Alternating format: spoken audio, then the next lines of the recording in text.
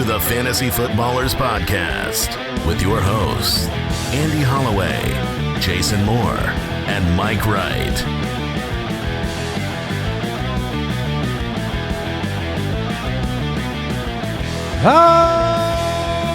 Welcome in.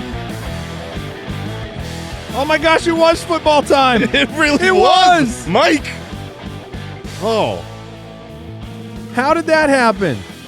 I'll tell you what, No one knows. I assume, because I know for myself, and we do this professionally, like I don't watch the Hall of Fame game. I drive a Dodge Stratus. I don't usually watch the Hall of Fame game. The only reason that I really turned it on, obviously Larry's going to the Hall of Fame, and Carson Beck was starting. And so I wanted to see it. Right. Oh, we saw it. But the thing is regardless of whether you care about Carson Beck or the Cardinals or the Colts or the Panthers, whoever, if you watched it, it was a wildly fun game, like really fun, back and forth, crazy ending. It was good football. I mean, last second win. Yeah. Final play of the game, like awesome. a walk-off. I mean, you don't get that in football very often. No, because this was and thank goodness, and of course, but it was, they could have kicked a field goal to tie the end and go to overtime, which would have been like the play you would have done probably in regular season, but you don't need more of the Hall of Fame game, so they just, it's like timeless. That was really fun. It was great. It really was football. Carson Beck was awesome. I mean, that's what I hear. 4 incompletions. Did you not watch it? No, I was not able to watch it. Wow. Well, you missed out, Mike. I was at mandatory parent meetings. For football? Yep. Oh, this is like, a lot of you think Mike works here full time. No, this is my side gig. This is Mike's side hustle. His He's full-time a football job father. is being a dad to a son who's in high school football. The mandatory meeting thing for parents, Right. They lay that on thick too. It's like, what are they going to do? Are they going to take your kid and kick him off the team if you don't show up? It's Where's his father? It's funny to me, and I understand all these things. You gotta be informed, but it's funny the mandatory meeting, and then we have we got to donate to the snack bar this weekend, but it's a mandatory donation. Yeah. You get to donate, and I'm like, I don't think that word means what you think. I think what you're looking for is a fee. Yeah. There's a mandatory fee. These clubs are out of control. It's not just sports. My kids. We should start something. We We'd really be need rich. to. My kids are in a theater where they're in an outreach group. They have to pay to join the group. But then if you're in the group that you pay for, you must participate in all these donation events, which is like, wait, we're paying so that we have to pay more? What are we doing? It's wild. By the way, I want to say thank you to the 9,000 people who have DM'd me their golf tips for all the things I was doing wrong. The Falcon decided to put together a play 9 holes with Andy. Then he's going to do a play 9 holes with Jason. Yeah, that'll be a longer video. But just so that, Can you time lapse it? Yeah, we might have to skip a few holes. Yeah. We'll see. Yeah, it was. It's been a humbling experience receiving all of your thoughts and comments. Most of you concerned with me chewing on a golf tee. Yeah, I would that say was that the was number one tip because this is there's a good piece of advice. They care if you were. I've never thought of this. If you were taking the tee out of the ground and putting it in your mouth, there's all I'd sorts be eating chemicals. Yeah, and but pesticides. That wasn't what you were doing, of course, because you're not a monster. No, I mean this was a regular unused golf tee. Yeah, like you're supposed to consume. And I realize the irony with my tooth problems. Yeah, you So chew on maybe- things that you shouldn't chew on. maybe Also, I you need to- did just Maybe purchase. they're related. You literally after this purchased flavored golf tees. Ridiculous. With dental grade plastic. Okay. They're safe to consume. But yeah, that was it's What humbling. a weird idea. To do that. Yeah. It's because people chew on golf tees, whether they should or shouldn't. That happens enough to where there's now a market of me out there. Yeah, I mean, people sell cigarettes still. It's like you shouldn't, but if you do, There were some people that thought I was just lighting up, that thought I smoked at the golf course. I'll have a cigar in my mouth for my play 9. Just don't I don't dip it in the grass where the pesticides right. are. We have a great show today. We got wide receiver countdown. We got the news to talk about. We got the Ultimate Draft Kit available right now. If you do not have it and you are prepping up for drafts, the NFL season starts 1 week later than it did last year. And we have a lot of drafts coming up the rest of this month and into early September because the kickoff is September 9th. Yeah. So you're going to have drafts. I mean, we have ours on Labor Day for our League of Record, other drafts throughout the month. But you want to be prepared. We have put together the Ultimate Draft Kit, over 130,000 words of original content analysis, player analysis, rankings, all of our, the draft analyzer is part of the UDK Plus. The mock draft tool is brand new. And I think we saw yesterday over 150,000 mock drafts have already taken place on the platform, always updating and improving the UDK every single day. We have videos talking about Cyrus Allen here, baby. Yeah, I mean, there's a lot of the unheralded rookies that are making waves. This is the time of year where we can make some notes on them, make sure you're aware of them in the draft kit. And we've got videos, individual videos on basically every single really relevant player. Those are worth a watch or a listen. You can do it either way, and it's all in the UDK. And if you are sticking with us throughout the season, one of the things we do from February all the way through kickoff is allow you to take the full price that you paid for the UDK and just apply it to become an Ultimate Foot Clan member, dollar for dollar. So it's a completely, we don't take anything away from it. We prorate it fully. And that gets you the in-season tools like the Ultimate Dashboard, all of our in-season rankings, the Trade Analyzer, which is part of that, all the Stream Finder, the Start Sit tool, all the in-season stuff. If you just want one thing to worry about and you want to support the show, you can do that just by going to jointhefoot.com, and you'll see if you're logged in under your UDK account, you can just apply that and pick it up. So ultimatedraftkit.com for the draft kit, jointhefoot.com for the Ultimate membership. And we do have that giveaway going on right now, completely free to enter.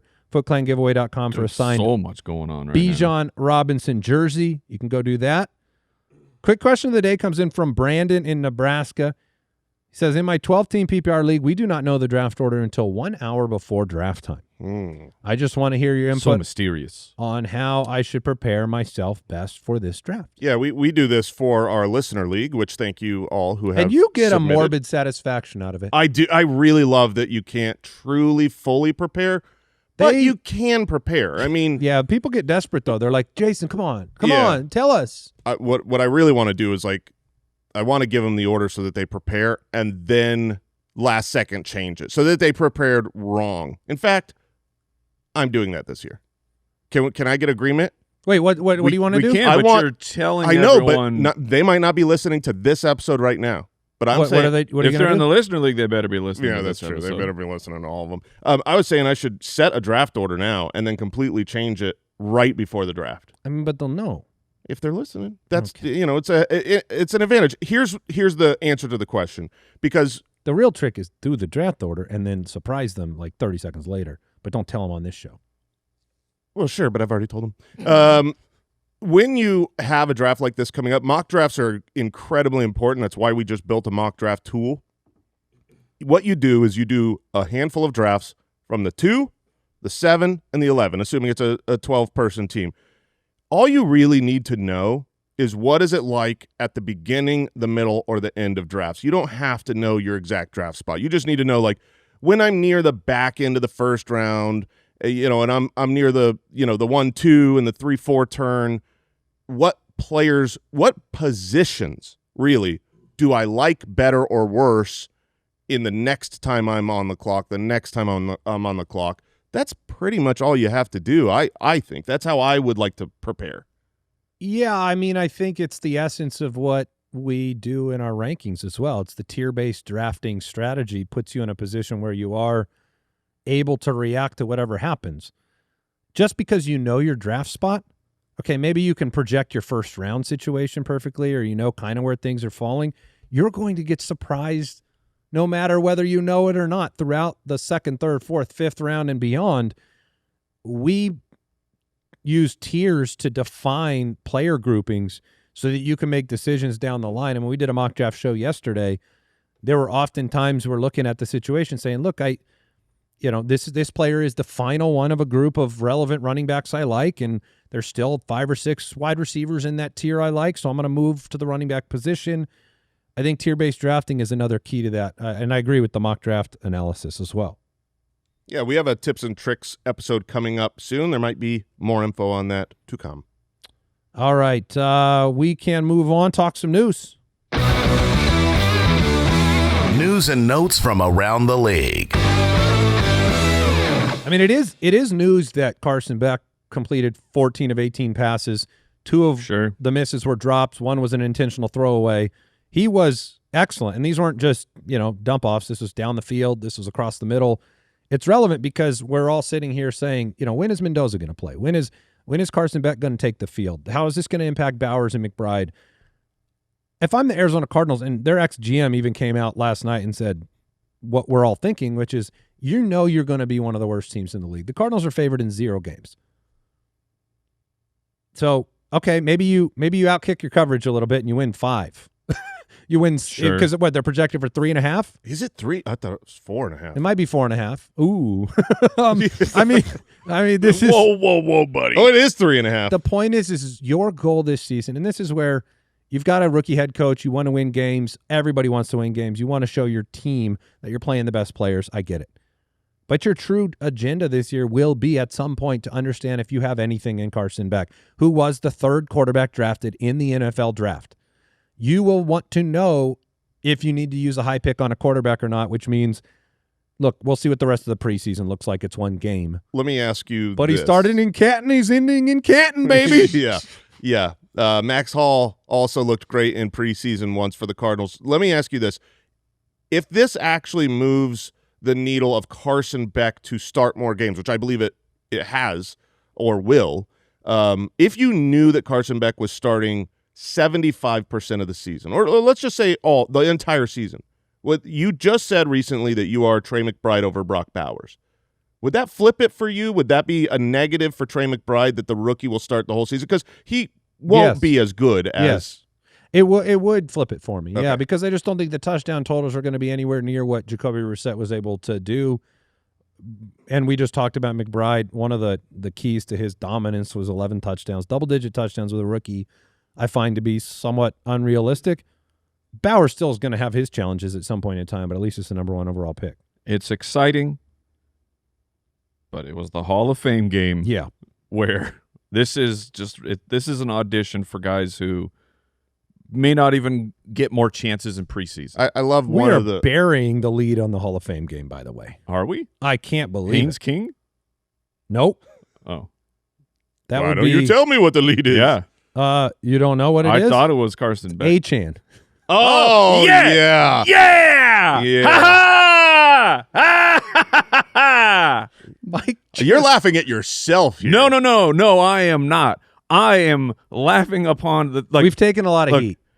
And it's not just like, hey, guys, it's confusing. It is a barrage of insults. People are like, I'm never listening to this show again unless you start calling him ETN. It's like, dude, chill out. We're trying to figure out what the right thing is to respect this man. Yeah, we want to call him ETN because it would be so much easier. Because A-Chan is the name of another player at the same position. But last night, that's all I'm saying. Last night, Carolina at the running back position, his brother, Trevor A-Chan, is what they said on the broadcast. At That's least what they want to be called. And they went At least with Travis, we get a junior on it, and we can make it easier. That's for why everyone. I'm trying to get Rumbalaya going. I'm doing my best, but we're not going to call him the wrong name. Yeah, it does look like the broadcast teams will be calling Travis and Trevor A-Chan. And it will be okay. Yeah. We will get 6 weeks into the season, and everything will be just We'll fine. be used to it. Yeah. We'll be bemoaning Travis A-Chan Jr. not were just catching early. passes. That's what feels bad. Because we were trying to respect it. I'm just saying the vitriol, which was so weird. Well, I mean, in your face. Oh, okay, Mike. All right. No, let's keep man. him on our team. Jahmyr Gibbs, 3-year, $67 million extension. Said it on yesterday's show. It was a matter of moments, and it happened. And he gets what, $500K more than? Yeah, he got slightly than Bijan. That's what we said. It's like do you want to be the first? Because if you're the first, you set the line, and then the next guy's going to go give me just a little bit more than that. Good. The two should have gotten together and been like, all right, whoever signs it first will split the difference between what I get above, and like we'll just get them both done like a chop pot. Jalen Noel coming off the NFI list. Jalen Noel's got a uphill climb. You've got Tank Dell and Jaden Higgins and Xavier Hutchinson, and Jalen Knowles probably not going to be relevant. Jaden Higgins has been getting a lot of positive buzz in camp, so it's a name to pay attention to with Christian Kirk Year gone. 2 wide receiver for the Texans. I did watch this. We're talking about Alec Pierce and the return from left ankle surgery. I watched, it's being reported that Shane Steichen says there's no timetable. I watched the press conference. This is getting blown out of proportion, in my opinion, because all they did was say, is there any update to the timetable? And he said, no update. He's doing great. He's working out. He's doing a hell of a job in his rehab process. And you wouldn't even believe he said he's excited. So then this is great reporting for you, Andy, because you're in on Alec Pierce this year. And this is not great. I'd rather have him give a timetable that says tomorrow. I'm saying great because this will push his ADP down. People will be more and more afraid. And if you're watching past the headline and you see that it's really no different than what we already knew was that's how I'm interpreting it. No, I don't like that. I mean, it's just a weird situation when you have, and we've had this before. I mean, Godwin is a perfect example of this. Godwin had a major injury, then signed a major contract extension, then had to come back from injury. Alec Pierce, wasn't that good. Just so you understand, he was paid like $86 million guaranteed. He's $27-28 million a year as a wide receiver. And then they said goodbye, Michael Pittman. So that's their level of belief. Now they can't control outcomes of rehabbing and surgery and things like that, or setbacks if those happen. All this to say, it's August 7th. We're more than a month away from the kickoff of the NFL season, and even further from the Sunday in which the Colts play. I'm not going to panic today, but if in 3 weeks from now, Alec Pierce has not been running around at training camp, I will then be worried. But I'm giving it a 3-week timer right now, because he's the bona fide guaranteed number one of this wide receiver room. Now, don't you think that if he gets back for the first time in 3 weeks that he will be starting slow? I don't know. I don't know if he'll be starting slow, because you're still going to have almost 2 weeks to get back into shape. We'll see. I mean, you want to go 2 weeks? Okay. Yeah, I do. I think you need at least a 2 week ramp up. Yeah, that's fine. Jaylen Waddle, a strain, will return in 4 to 5 days. He's fine. He's used to this. Walking every game. with a limp. That is the Waddle walk. I mean, that is what he does. How do they not say he was walking with a waddle? Yeah. They said walking with a limp. They didn't say he was waddling around, which Wouldn't you be waddling with a limp? Isn't that actually at the what very you'd be least? doing? Yeah, that's fine. That's He's quality waddling reporting. with a waddle. Romeo Doubs did not practice on Wednesday or Thursday. They think it's not serious. Yeah, that doesn't sound serious. The Patriots wide receiver room is fascinating if you've been following what's going on with the training camp, because the offseason was Kayshon Boutte, who was a very solid player for them, deep threat last year. He felt like the odd man out. Like he was. Well, I mean, he didn't just feel like it. He requested a trade and continues to. He's asking for one now. He was not showing up to some voluntary stuff, and the talks of a trade, but all the reporting is like Kayshon Boutte is one of the best wide receivers for the Patriots this entire training camp process. So it's like who is actually going to be playing for this? Because Demario Douglas is going to get a lot of snaps because Diggs with short area targets, and Douglas has been playing. Because you have A.J. Brown's a lock. Romeo Doubs would be insane if you gave him that amount of money, and then he's not year 2. So then it's the 3. Well, then, but are you putting Doubs in the slot then and putting Boutte on the outside? Because you have Douglas, who is a great slot player. And Boutte's requested a trade, right? And it feels like he doesn't have a real opportunity. A lot of people have assumed he would be traded. I'm surprised he's still a Patriot. Maybe they're waiting for a higher price. But there's some teams out there that could. You telling me the Chiefs aren't better with Boutte? Sure. But yeah, we're all better with Boutte. Yeah, Kayshon Boutte. Yeah, I mean Demario Douglas. I mean he only played. I mean Pop Douglas played like 27% of snaps last year. And his reports in the preseason have been great, but he's a limited player. It's mysterious what's going on up there. And you've got Matt Collins. Don't forget about the barefoot merchant. Dude, Matt Collins rules. All right, we'll take a break here, and we're going to jump into wide receiver rankings. This should be fun. We've got a couple shows for wide receivers, countdown 20 through 11.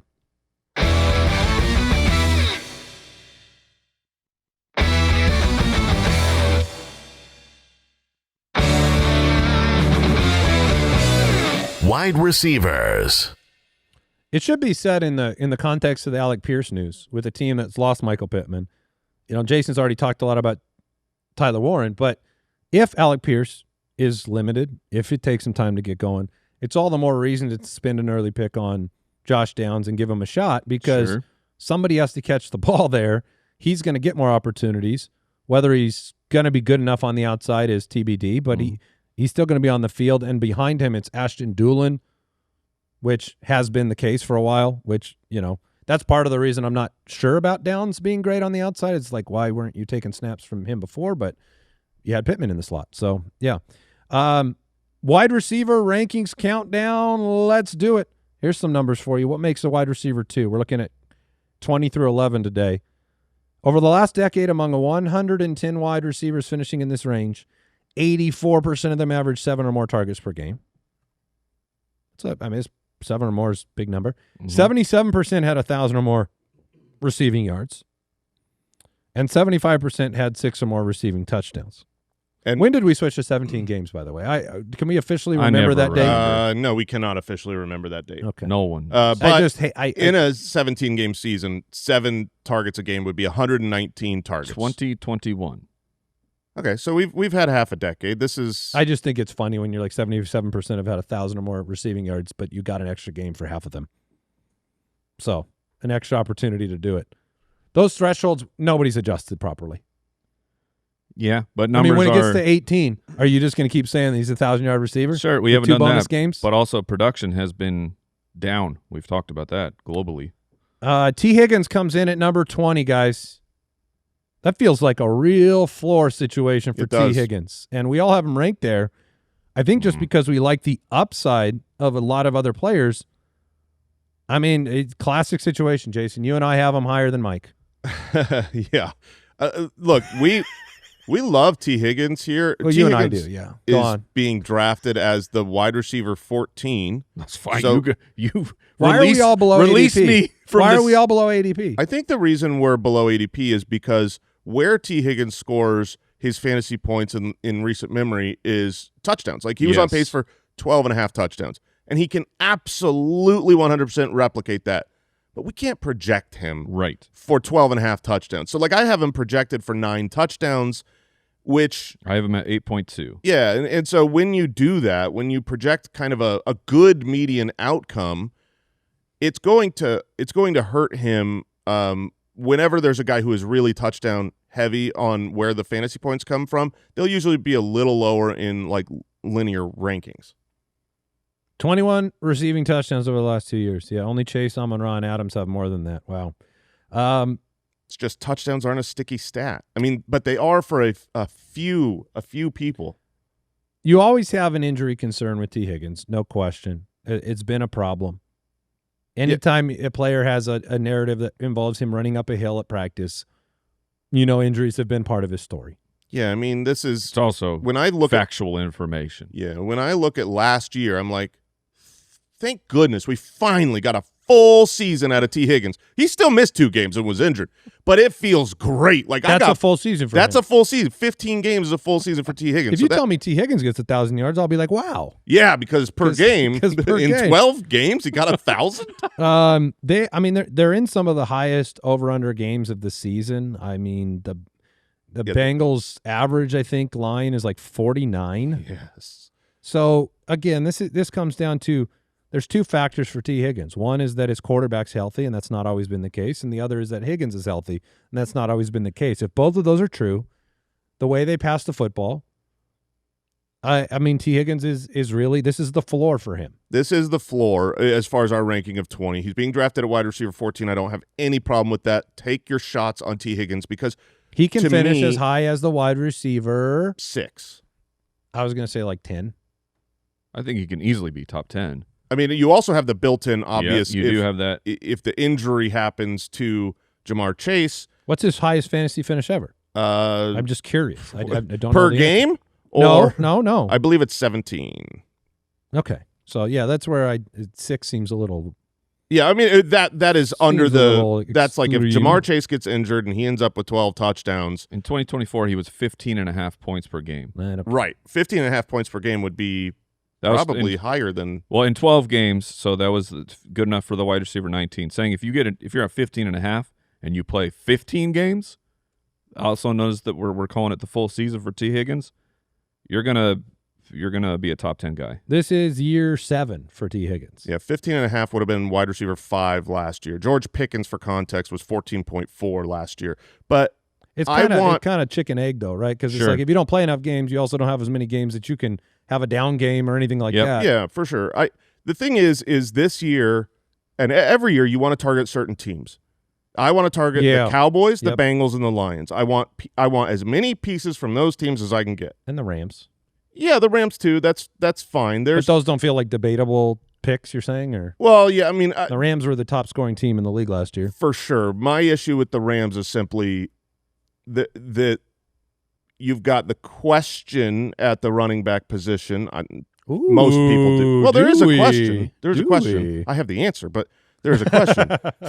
But the age of Devontae Adams and whether or not he's still got it, and assuming Aaron Donald is back, I think that defense I don't doubt their offense, though, man. I don't doubt their offense. I think they'll be the top scoring offense again. I do not. I don't think because that's why I put the Lions, the Bengals, and the Cowboys in another tier is because of their defense. Their offense, all of those offenses are outrageously good, but when one team breaks fantasy, it's usually coinciding with I got to score 35 points a game. Okay. Tet McMillan comes in at 19, 23 years old. Mike is the highest on Tet McMillan. I have no idea what happened here. I just the reason that you don't know what happened is because at one point months ago I was very, very high on Tetairoa McMillan. He was in my top 10. Months ago I was the one who was kind of scared of McMillan, and the two of you guys felt real strong. You made great arguments, Mike. Apparently you overcorrected. I have the correct ranking at 15. Oh, I went too far? Yeah. Oh, I should have gone with the correct ranking. Put him at 15. Why I don't do that. Tetairoa is awesome. He's a great player. If he were in a different situation, he could finish as, a top 5 wide receiver without question. The question is, can Bryce Young do enough to allow Tetairoa to be a wide receiver 1? I still believe he can, especially with some of the injuries around that team right now. The other positions are going down. Jadavian Sanders has gone down. Someone else just went down to an injury. Well, the second-round rookie will not be playing this year. Yes, that's what it was. And so I like Tet a lot. I just think his ceiling is a little bit hamstrung by Bryce Young.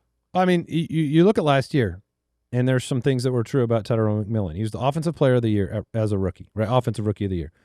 He had over 1,000 yards, and he had 7 touchdowns, if we like that 1,000-yard number. So you had a season where he scored 7 times and had over 1,000 yards. He finishes at wide receiver 17, and more importantly, for your fantasy team, he only had 2 weeks where he was inside the top 12 at the position, and one of them was 12 on the dot. So you look at that situation and you say, I think the T. Higgins v. Tet McMillan is an incredible decision because on one hand, you have the clear bona fide guaranteed number 1 of a team. Mm-hmm. And the other, you have obviously number 2 of the offense, but a huge difference at total yardage output. I like Carolina to, I think Bryce Young can take a step forward. I've made that argument before. But I think that Jason's right. It'll I think be a the little ceiling, step, it will be a tiny step. Yeah. And mind you, man, when he was on the sideline last night without no pads, he looked without tiny. The pads, that was the water boy. He just because he's a small guy. He's just not small. He's like Kyler. The upside case for him is Drake London. They're similar players, similar situations where the target market share should be enormous, and they don't have good quarterbacks. You're not expecting a great offense. That being said, I can he think, get to 1,210? No. I mean, it doesn't seem like a far cry from last year. That would put him in that contention. Yeah, I think he could, but three more touchdowns, 150 more yards, 10 touchdowns. It's Bryce Young who, in his career, we're going into year 4. So as a rookie, just under 2,900 passing yards at 5.5 yards per attempt. The next year, 2,400 at 6.3. This past year, his best season, just barely passes 3,000 yards at 6.3 yards per attempt and 23 passing touchdowns. McMillan last year was 25% of the targets. he has to jump to 30 plus. Yeah, he needs to be at 30. If you're getting 25% again of Bryce Young, like a big jump for Bryce Young, with the numbers that he's put up so far, it would be 3,500 yards, which is like that's potentially 1,500 fewer than Burrow with T. Higgins. Right. But if Bryce Young gets to 3,500 and McMillan makes a jump to 30%, which is not impossible based on the talent of the player, then you'll be happy. It's just a big step has to happen for both players. Yeah, he's a great player, but he may be stuck a little bit. Yes. And Bryce Young, 34th in average depth of target, 34th. And in 7 games, Tet was 3 or fewer receptions. So if you combine that kind of an output at low depth of target, that would be scary. Yeah, Xavier Legette was the other guy I was thinking that went down to injury. So I agree, you need to get to 30%. We all love the talent of Tet. It's just a question of, would you rather have the second wide receiver for the Cowboys, for the Bengals, for great offenses that you know there's just going to be so much points being scored, or would you rather have the number one for an inferior offense? I lean the great offense side. Like last year, T. Higgins got, his final numbers, 59 for 846 and 11, with a 19% target share. Yeah. It's like, yeah. And then McMillan's at 25, barely passing 1,000. So room for T. Higgins to be even more involved is certainly there. Devonta Smith comes in at number 18. I got him at 19, Jason at 16, Mike at 18. So we're all right around the same range. Being drafted at wide receiver 17 in the 4th round. It's going to keep going up. Is it? Yeah, so. if you look where money is, if you look at the big money leagues, if you look at I assume Underdog and Best Ball as well. Kyle looked that up, but I know like the big money leagues, he's usually Best Ball, he's going as a top 12 wide receiver. Yeah, he's usually around wide receiver 12 or 13, and we've seen it. Obviously, he's finished as a wide receiver 7 before. We've talked a lot about. I was wrong. Wide receiver 13. Well, okay, wide receiver. Well, that's on Underdog. Yeah. So I do think he gets drafted a little higher. I was surprised that my actual statistical ranking is 16. Where did you said he finished at 7? I see him at 10. Oh, is that sorry? Yeah, well, he's finished as wide receiver 10 in 2022. I mean, he feels like an obvious easy pick, and this again feels like a floor pick in terms of like the worst he's going to finish. I would say if Mekhi Lemon wasn't dealing with hamstring injuries again, maybe Mekhi Lemon excitement heading towards the season could keep his ADP in place. I think that the trouble is that in this top 20 range, there are a lot of names that are kind of exciting, and we've been around the block with Devonta Smith a little bit. There's pessimism around the offense. I'm just trying to think of narratives that could keep him lower, but to me it seems like one of those things where you might, if you pass on him here or you pass on him even a little bit higher, you may just really, really regret it because it might be really obvious about 6 weeks into the year that this guy's a bona fide wide receiver 1 in fantasy. I think it is worth... And they're favored in 4 of their first 6. Yeah, I think it's worth saying Devonta Smith because he has been a wide receiver 2 in the NFL for his own team. But Devonta Smith is fully 100% without question in my mind capable of being an alpha wide receiver 1 for an NFL team. He is an elite wide receiver. He came in as one of the best prospects ever if he weighed a few more pounds. Sure. He was a little too light coming into the NFL, but when he came in, he was one of the best prospects statistically. He just was 170 pounds. That doesn't usually work, but he is so good as an actual wide receiver that he's overcome that. And I don't think that there's any fear there personally with whether he can step from the wide receiver 2 role to the wide receiver 1. The Eagles have done a really good job of just taking people other teams have talked themselves out of for dumb reasons.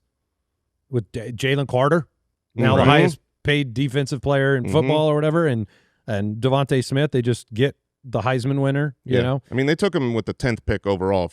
It's been a minute, but yeah. And the smaller wide receiver archetype has been working more and more. Speaking of which, number 17, Zay Flowers. Zay Flowers at 17. What is happening? I knew you were going to. What is happening? I was really hoping you didn't see that. Stop copying me. Oh, man. What is happening? I didn't know Mike that I was. I'm out of here, Mike dude. hates Zay Flowers. Why do you hate Zay Flowers? You're the lowest amongst us. You have him as wide receiver 20. Ouch. We've got him higher than that. What are you doing here, Mike? I thought you were a fan. I thought he thought Zay was like a good player. You guys saw what happened last year for my rankings, and you're like, I need in on Mike's advice. Last year's wide receiver 7. Gosh darn it, I'm moving him up right now. I'm just throwing numbers in. Got that bag. I don't even care if I believe him. 104 guaranteed. Zay Flowers comes in at 17. Have you guys been reading about like Lamar's relationship with Harbaugh and Monken and stuff like that? It's there very, we go. Wide receiver 14. Okay. Well, that happened quick. I gave him a touchdown. Okay, and which is a big deal for him. He's not really known for getting those. I'm not out of control. I have him at projection of 6.7. Well, he's only at 14 over the last 3 years, and you've heard my bear case on Zay Flowers before. There are lots of games, and this is kind of a Baltimore thing. Yeah, you put that bear to hibernation. Get out of the way. There are a lot of games where they've not needed him. I mean, this has been part of the career of Zay Flowers. If for whatever reason, there are games that Zay Flowers looks dominant, and then there are games where, I mean, you had games last year, 2 for 13. Okay, that's the wide receiver 89. 2 for 6 on 95% of snaps. Like, so there's some elements to the game for Zay Flowers where he's just at times disappeared over the years. Same thing happened the year before, and it was really frustrating because you basically ping-pong between disappearing acts, 3 points, 1 point, 15, 17, 3 points, 15, 27, 5 points. It's not been as consistent for Zay Flowers as other players, but last year it was a step up in his points per game. He played all 17 games. He's been very healthy, something you can't say about T. Higgins. I do have my questions about, I feel like the Lamar situation is basically, does he gel with the head coach and the offensive coordinator? And it seems like it's been hard for certain people to connect with him and get him motivated. The reports right now are that he is, but that was lost at times with Harbaugh. Yeah, this was the undersized wide receiver that I remembered finished as wide receiver 7, which was last year. Right. Flowers, one of the stickiest, most predictive stats at wide receiver for future success is simply target share. Yep. That actually sticks around and has a high correlation with being good the following season. His target share in his career has gone up each of his 3 seasons, started at a very healthy 24, then 25 last year, 29%. What about the $104 million they gave him this offseason? What does that say to his target share? It's amazing.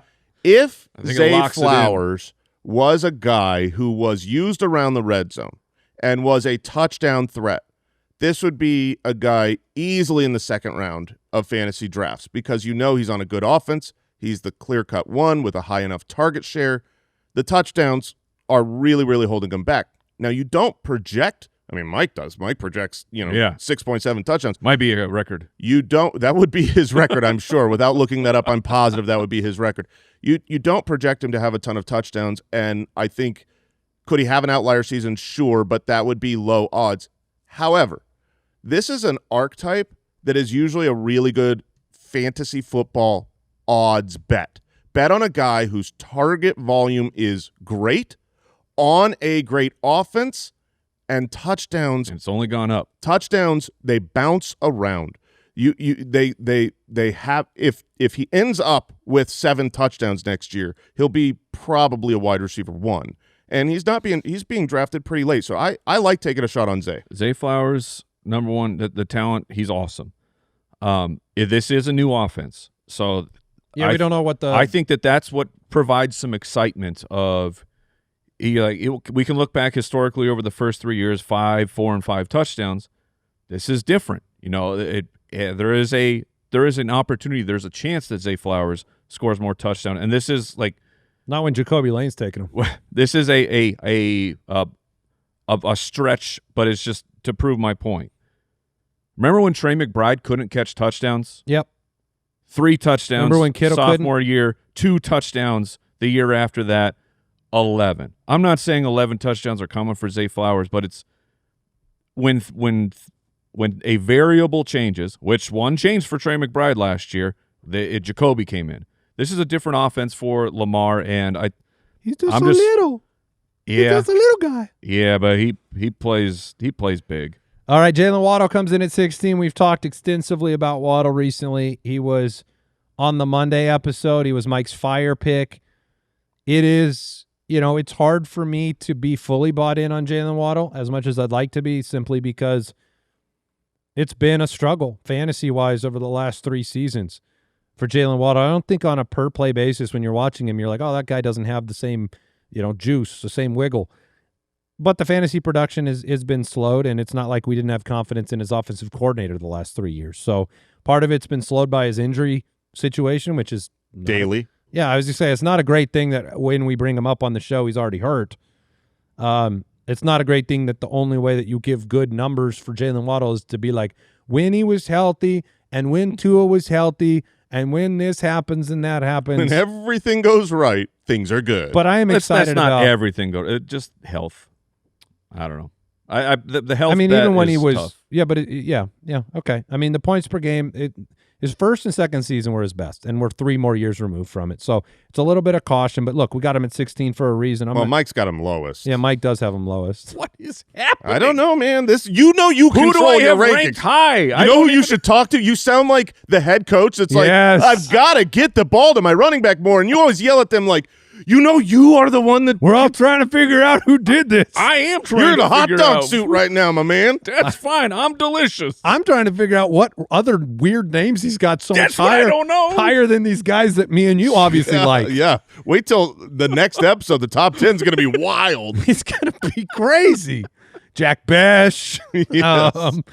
No, but look, Waddle, we talked a lot about him on Monday. You know the story on Waddle, but we got him at 16. We'll take a break, and we'll come back with the next 5 names.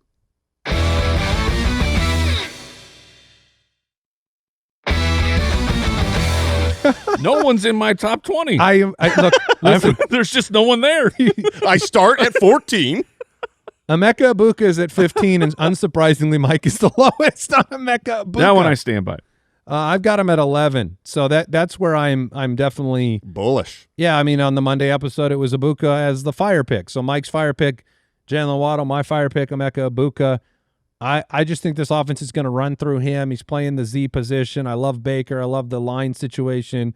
And I just don't see anybody that's going to take away his target share. There's a bunch of ancillary players that are talented. Godwin at this juncture of his career, talented possession receiver.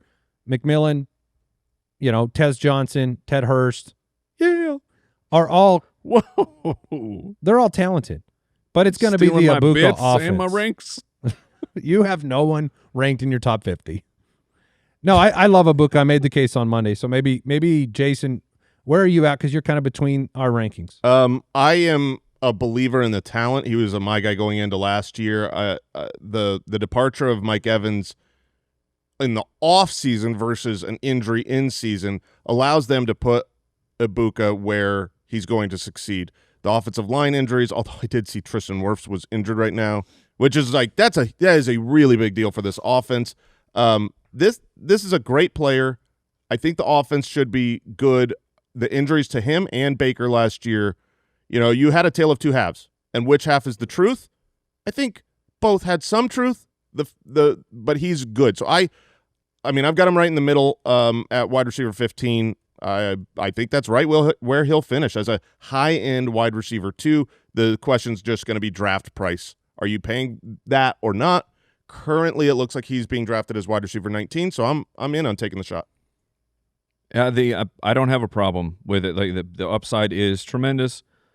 I do think Godwin has more left in the tank. Speaking of rankings, I have Godwin ranked much higher than you guys. He's not a top 20 type of player.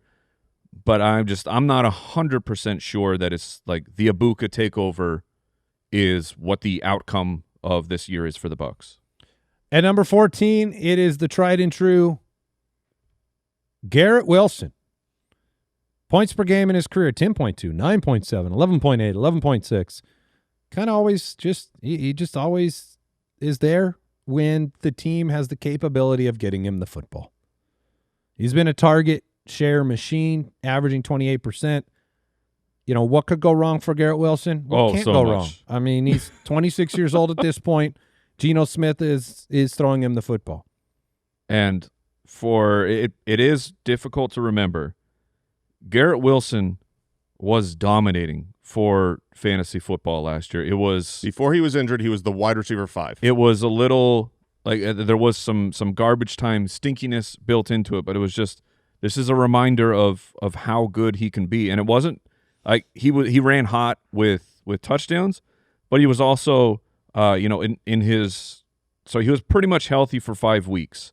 But in those weeks he was averaging over 76 receiving yards per game, almost 10 targets in that time. So he is a truly elite player. Geno Can he Smith, score double-digit touchdowns in New York, Mike? Can he? No. 4, 3, 7, 4. Obviously missed a bunch of time Geno's last not. year. I That's a think big question for top 10 potential. I think he can get to 10.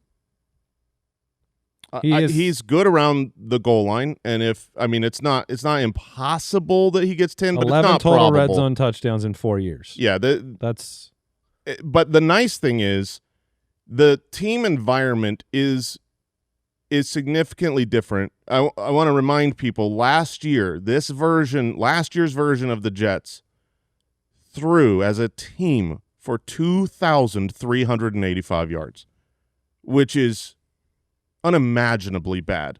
They've made significant improvements to the offensive line. They got a passing quarterback instead of a mobile quarterback in for this season.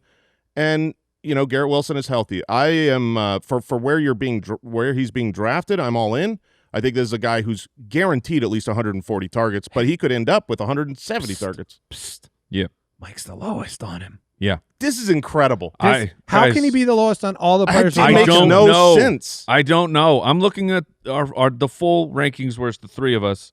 All right, we finally have I want one. to find out that Kyle's just goofing. No, I mean, look, we finally have someone he's higher on.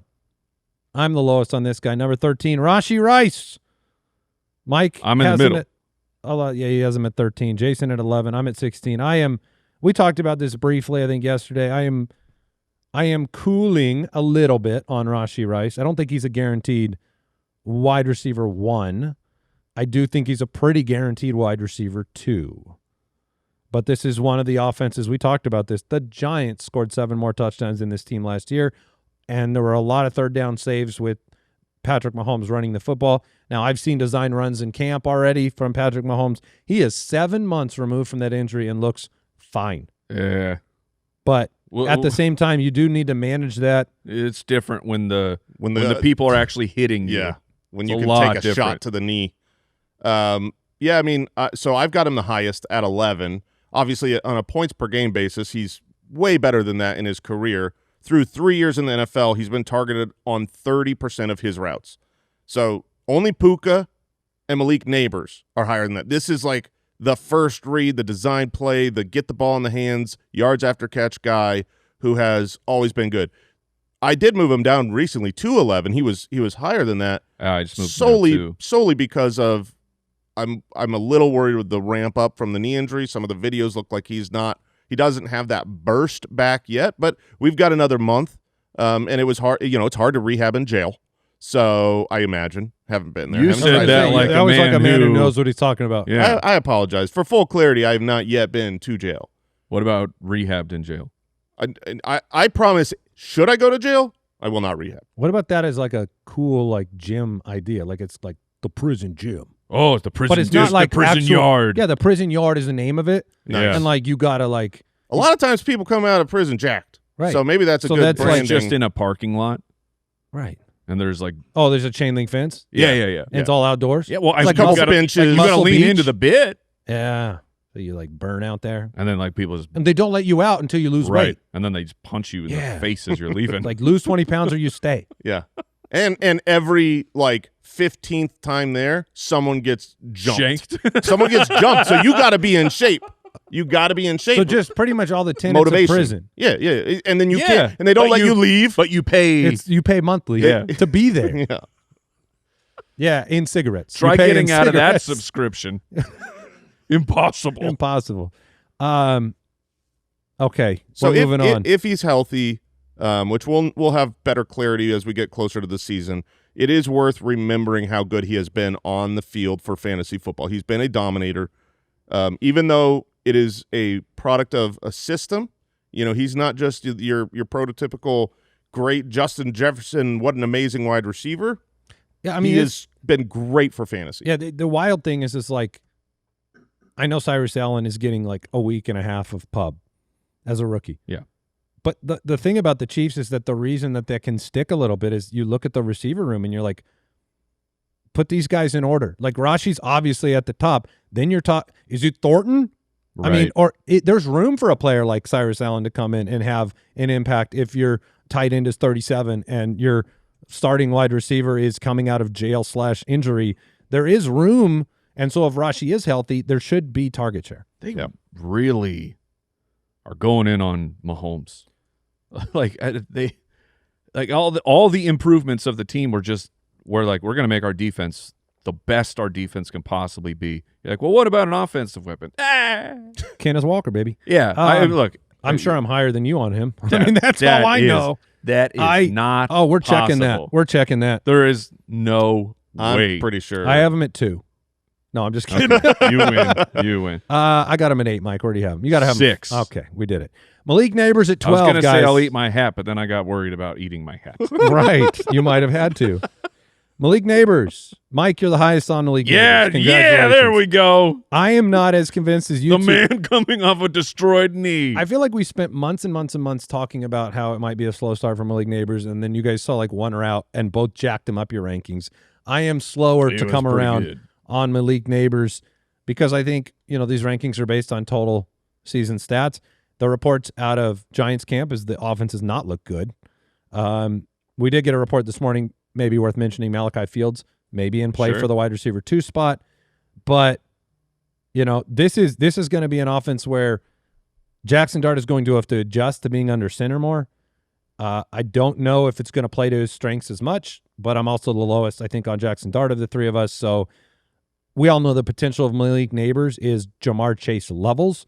So you guys might think 11 and 12 is tempering your expectations. It is. It very much is. I think he gets off to a slow start statistically. Thankfully, the matchups in the beginning of the year, 3 of his first 4 weeks is Dallas, Tennessee, and Arizona.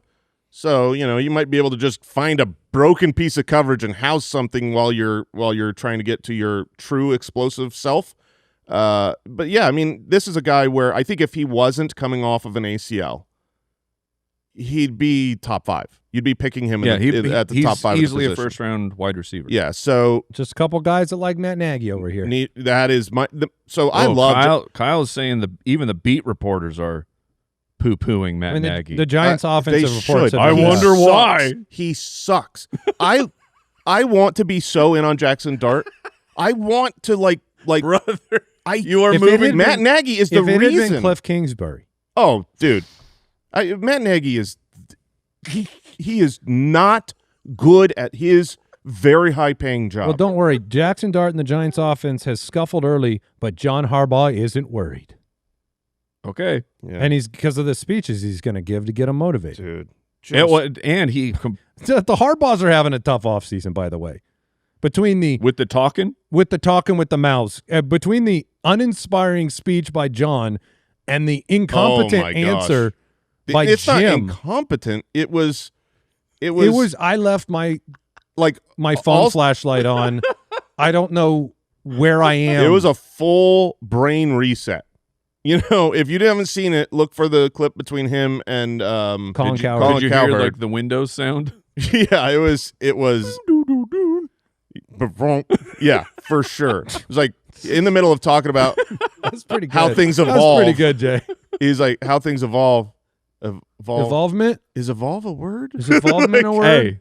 Hey, we were there with the word many. Colin Cowherd's face was so funny, too. Yeah, he didn't know what to do. But anyways, Matt Nagy sucks. Let's not bury the lead here. Matt Nagy is I the just worst. love you are exactly where I was like a couple months ago of just in the anger stage. It's of the hiring that he gets a job. Because I was so my chips were all in on Dart and the offense of the Giants, and then they bring Matt Nagy in, and it really we got the brings worst season from Lamar in a while last year, even in his healthy games under Harbaugh, with an offensive coordinator we like.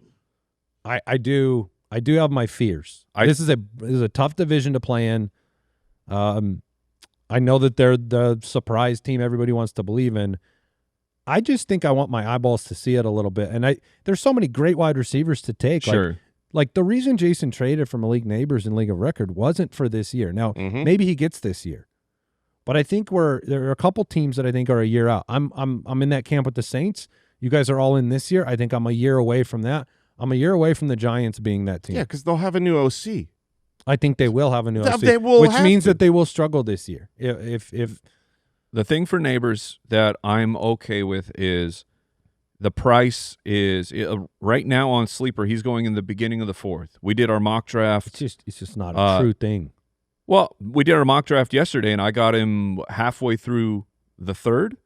And it's if you know that Malik Nabers is a target, I started running back. So I knew that was taken care of. And then I can take Malik Nabers, and I can have enough guys at the wide receiver position to overcome and let it happen. Maybe you don't even play Malik Nabers week 1. That sounds crazy for a 3rd or 4th round pick. But I think that over the course of the second half of the year, if you can tread the water, then things become great. Like most people are like, you know what I'm going to do with Malik? I'm going to let someone else draft him, and then when they're really struggling, I'm going to go trade for Nabers. I'm sure there's plenty of leagues that will work in. But I think there's also plenty of leagues that you'll get Malik, and then by the end of the year, you have a first-round talent fantasy football pick that really takes your team to the next level. Chris Olave at 11, the last name we're going to talk about today, guys, got paid this offseason. Jordan Tyson, Tyler Shuck, Travis Achan Jr., Juwan Johnson and company, Kellen Moore, trying to get this offense on track after a disappointing year that saw a mix of Spencer Rattler and Tyler Shuck on the back half of it. But throughout the entirety of the year, Chris Olave was a monster. And talk about, the Flowers touchdowns. Here's touchdowns for Chris Olave. 4, 5, 1. Yeah, but he 9. didn't have Lamar throwing it to him for those.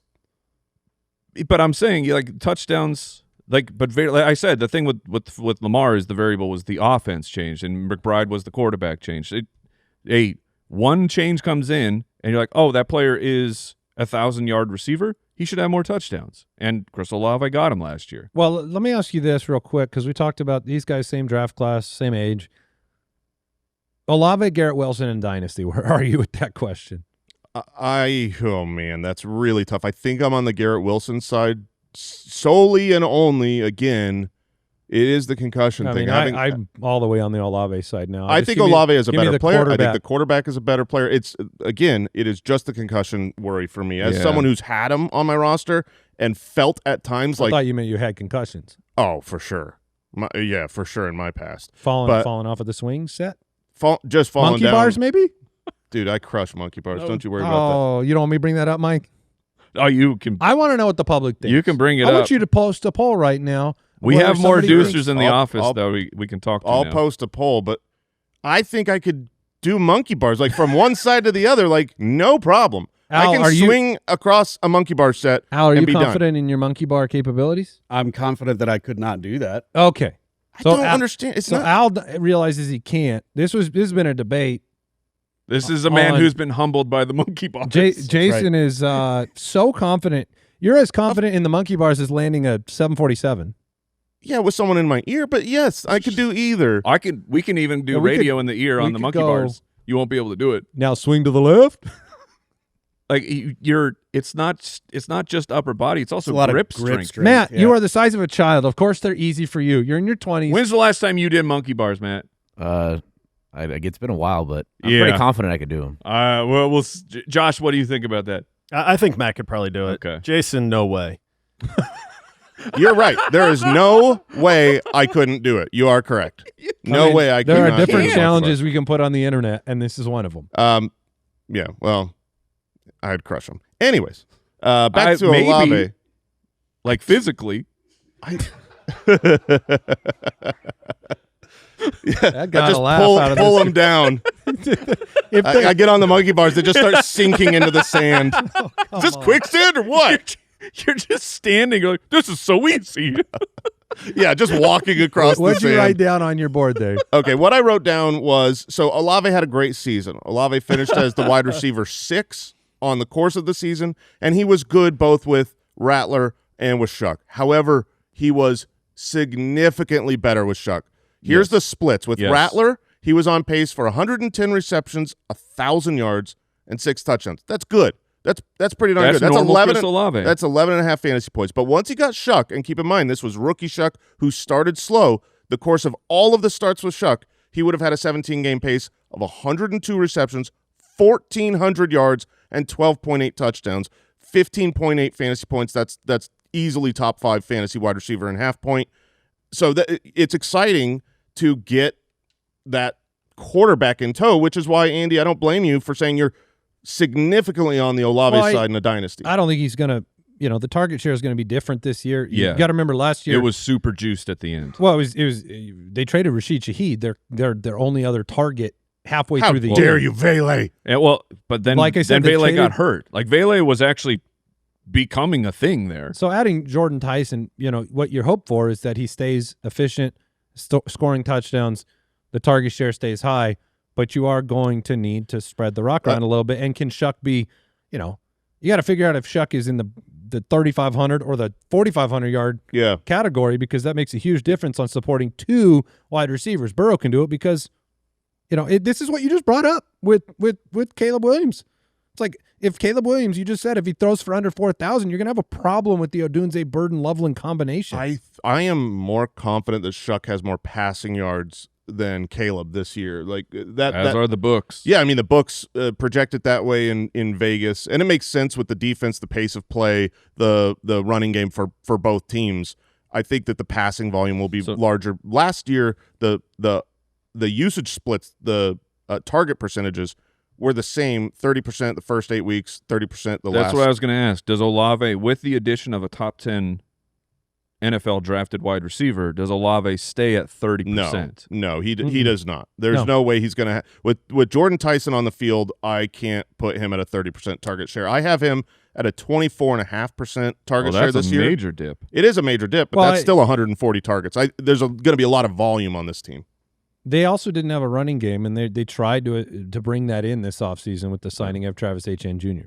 Well, I don't know if they have a running game still. Well, it was a huge investment by the team. It is. In saying we want to balance this offense out a little bit. So we'll see what happens. But we're going to count down the top 10 wide receivers. On the Monday show, we'll move into running back rankings. Find out who Mike actually likes. Yes. I think maybe I just don't like anyone. I think you're the lowest on all players. That was funny. That was good. All right, we'll be back. It's just not possible. I don't know how it happened. No. But as I said, Zay Flowers for the win, guys. Goodbye. Thank you for listening to another episode of the Fantasy Footballers Podcast. Join our fantasy football community on jointhefoot.com and follow us on Twitter @TheFFBallers.